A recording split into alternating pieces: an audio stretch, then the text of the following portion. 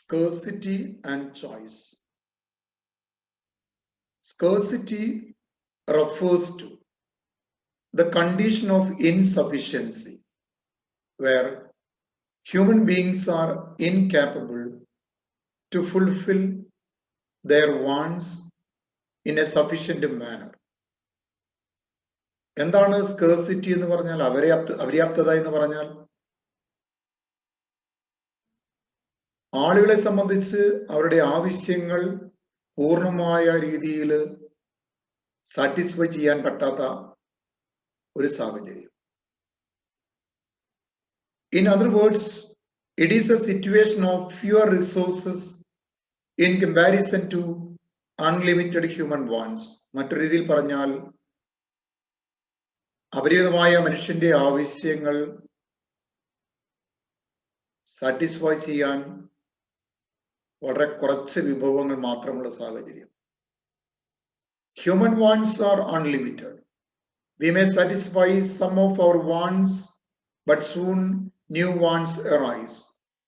It is impossible to produce goods and services so as to satisfy all the wants of people.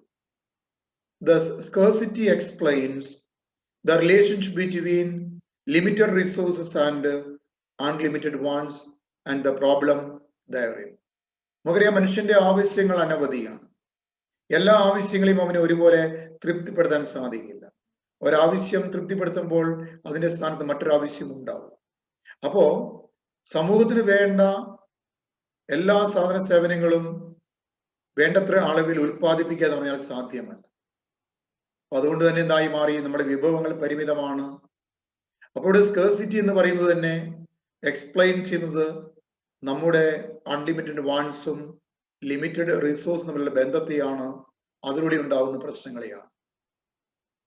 Economic problems arise due to scarce resources. These scarce resources have many alternative uses. Economic problem ഉണ്ടാകാനുള്ള കാരണം എന്താണ്? നമ്മുടെ resources scarce ആണ്.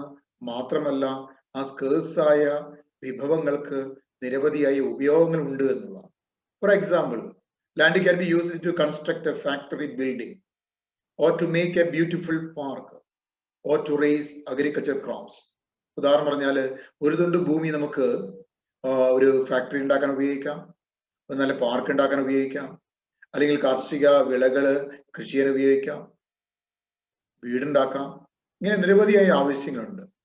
So it is very essential to think about how limited resources can be used alternatively to satisfy some wants of people to get maximum satisfaction as possible. The problem of scarcity is present not only in developing countries but also in highly developed countries such as Japan, Canada, etc. Thus, scarcity is the heart of all economic problems. നമുക്കറിയാം, സ്വാഭാവികമായും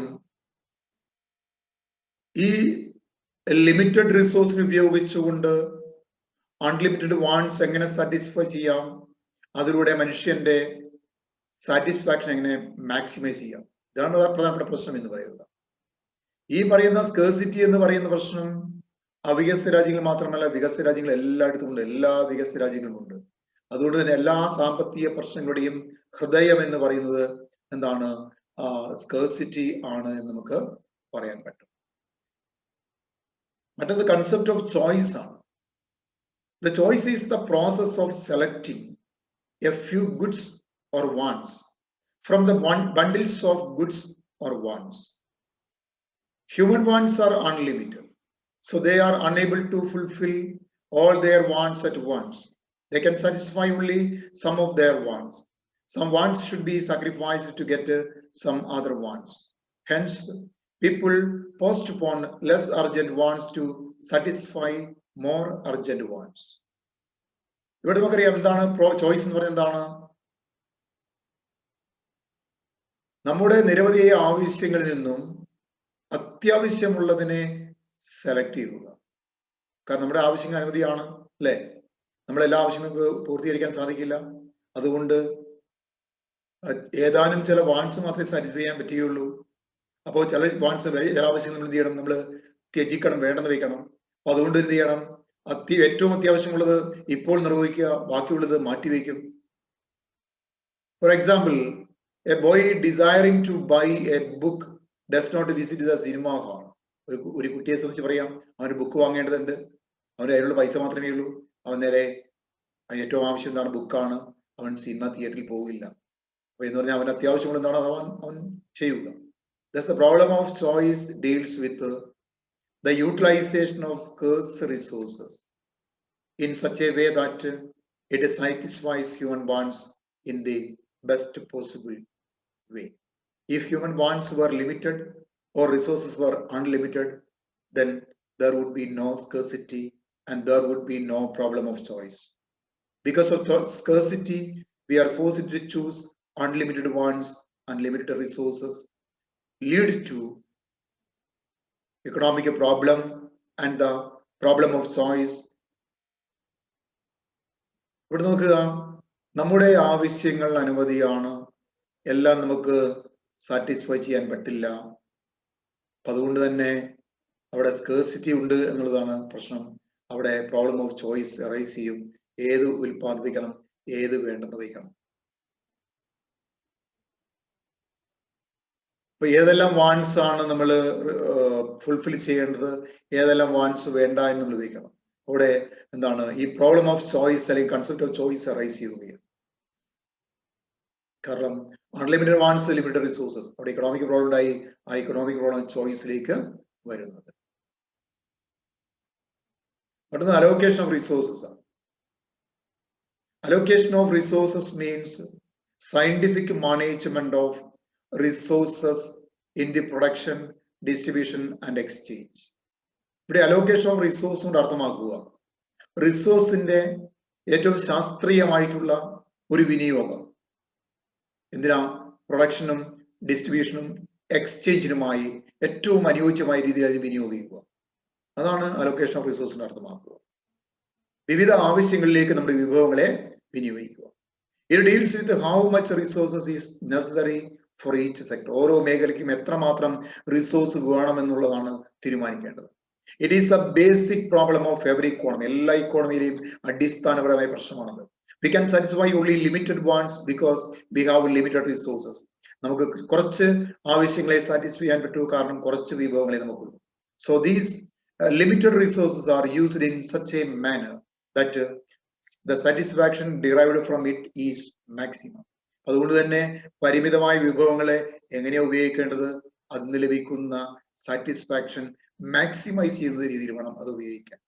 As the resources are limited in comparison to wants, the proper allocation of resources is necessary. നമ്മുടെ ആവശ്യങ്ങളുമായി compare ചെയ്യുമ്പോൾ വിഭവങ്ങൾ കുറവായതുകൊണ്ട് തന്നെ നമ്മളെ വിഭവങ്ങളെ വിനിയോഗിക്കുന്നത് വളരെ ശ്രദ്ധയോടെ വേണം ചെയ്യാനായിട്ട്. The proper allocation of resources deals with some fundamental problems of an economy. അപ്പോൾ യഥാർത്ഥത്തിൽ ഏറ്റവും അനുയോജ്യമായ വിഭവ വിനിയോഗങ്ങൾ നമ്മളെ കാണിക്കുക ഒരു ഇക്കോണമിയിൽ അടിസ്ഥാനപരമായ ചില പ്രശ്നങ്ങളാണ്. എന്തൊക്കെയാ? വാട്ട് ടു പ്രൊഡ്യൂസ്, എന്ത് ഉൽപ്പാദിപ്പിക്കണം. This means what amount of goods to be produced. Every demand of every individual cannot be satisfied. So before producing anything, a decision should be made what goods are to be produced and to what extent. എന്ത് ഉൽപ്പാദിപ്പിക്കണമെന്ന് നമ്മൾ തീരുമാനിക്കണം. കാരണം എല്ലാ സാധനങ്ങളും ഉൽപ്പാദിപ്പിക്കാൻ നമുക്ക് സാധിക്കില്ല, എല്ലാ ആവശ്യങ്ങളും സാറ്റിസ്ഫൈ ചെയ്യാൻ സാധിക്കില്ല. നമ്മുടെ വിഭവങ്ങൾ പരിമിതമാണ്. അതുകൊണ്ട് ഏതെല്ലാം ഐറ്റംസ് ആണ് ഉൽപ്പാദിപ്പിക്കേണ്ടതെന്ന് ആദ്യമേ തീരുമാനിക്കണം. 2, ഹൗ ടു പ്രൊഡ്യൂസ്, എങ്ങനെ ഉൽപ്പാദിപ്പിക്കണം. This means which techniques of production to be selected. After the decision of what to produce, we must next determine what techniques should be adopted to produce goods. ഇനി എന്ത് ഉൽപ്പാദിപ്പിക്കണം തീരുമാനിച്ചു കഴിഞ്ഞാൽ അടുത്തത് എങ്ങനെയാണ്, ഏത് സാങ്കേതിക വിദ്യ വേണം ഉപയോഗിക്കുവാനായിട്ട് ഉൽപ്പാദിപ്പിക്കാൻ. ലേബർ ഇന്റൻസീവ് ടെക്നിക്സ് വേണോ, ക്യാപിറ്റൽ ഇന്റൻസീവ് ടെക്നിക്സ് വേണോ എന്നൊക്കെ നമ്മൾ തീരുമാനിക്കണം. മറ്റൊന്ന്, ഫോർ ഹൂം ടു പ്രൊഡ്യൂസ്, ആർക്ക് വേണ്ടിയാണ് ഉൽപ്പാദിപ്പിക്കേണ്ടത്. This means how the produced goods and services are to be distributed among different income groups of people, that is, who should get how much. This is the problem of sharing of the national product. ഇവിടെ ആർക്ക് വേണ്ടി എന്ന് ചോദിച്ചാൽ ഉൽപ്പാദിപ്പിക്കുന്ന ഉൽപ്പന്നങ്ങൾ വിവിധ ഗ്രൂപ്പുകൾക്കിടയിൽ എങ്ങനെയാണ് വിതരണം ചെയ്യേണ്ടത്, ഓരോരുത്തർക്കും എത്രമാത്രം കിട്ടും, ആർക്ക് എന്ത് എന്ന് തീരുമാനിക്കണം. ഇത് നാഷണൽ പ്രൊഡക്റ്റിനെ ഷെയറിംഗുമായി ബന്ധപ്പെട്ട ഒരു പ്രശ്നമാണ്. Next, problem of full employment ആണ്. This means the efficient use of scarce resources, that is, no waste or misuse of resources. Since resources are scarce in relation to human wants, it is necessary to utilize the available resources to achieve full employment for maximum possible satisfaction. ഇവിടെ എന്താണ് resources scarce ആണെന്ന് നമുക്കറിയാം അല്ലെ. അതുകൊണ്ട് അത് ഉപയോഗിക്കുമ്പോൾ അല്പം പോലും വേസ്റ്റേജ് വരാതെ മിസ്യൂസ് ചെയ്ത് ഉപയോഗിക്കണം. എങ്കിൽ മാത്രമേ നമുക്ക് ആളുകളുടെ, സമൂഹത്തിന്റെ, രാജ്യത്തിന്റെ വെൽഫെയർ വർദ്ധിപ്പിക്കാൻ സാധിക്കുകയുള്ളൂ. അതിലൂടെ നമുക്ക് ഫുൾ എംപ്ലോയ്മെന്റ് അറ്റൈൻ ചെയ്യാൻ സാധിക്കണം. അവിടെ അൺഎംപ്ലോയ്മെന്റ് പ്രശ്നം ഉണ്ടാകാൻ പാടില്ല.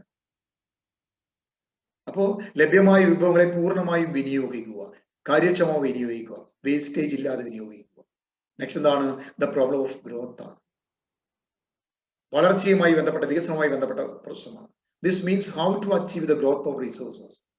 The growth of resources is related to an increase in the level of production. Each economy faces the problem of how to increase its production capacity. For this, economy has to decide about the rate of capital formation, investment and saving. ഇവിടെ ഒരു ഇക്കോണമിയെ സംബന്ധിച്ച് വിഭവങ്ങളെ എങ്ങനെ വർദ്ധിപ്പിക്കാൻ സാധിക്കും, പരിമിതമായ വിഭവങ്ങളെ എങ്ങനെ വർദ്ധിപ്പിക്കാൻ സാധിക്കും, അപ്പോൾ ഉൽപാദനം എങ്ങനെ വർദ്ധിപ്പിക്കാൻ സാധിക്കും, ഇപ്പൊ പ്രൊഡക്ഷൻ കപ്പാസിറ്റി എങ്ങനെ വർദ്ധിപ്പിക്കാം. അപ്പൊ അതുകൊണ്ട് തന്നെ ഒരു ഇക്കോണമിയെ സംബന്ധിച്ച് തീരുമാനിക്കണം അതിന്റെ ക്യാപിറ്റൽ ഫോർമേഷൻ എന്തായിരിക്കണം, അതിന്റെ ഇൻവെസ്റ്റ്മെന്റ് എന്തായിരിക്കണം, അതിന്റെ സേവിങ് എന്തായിരിക്കണം. കാരണം ഇതാണ് ഗ്രോത്തിനെ നിർണ്ണയിക്കുന്ന പ്രധാനപ്പെട്ട ഘടകം. Okay, thank you.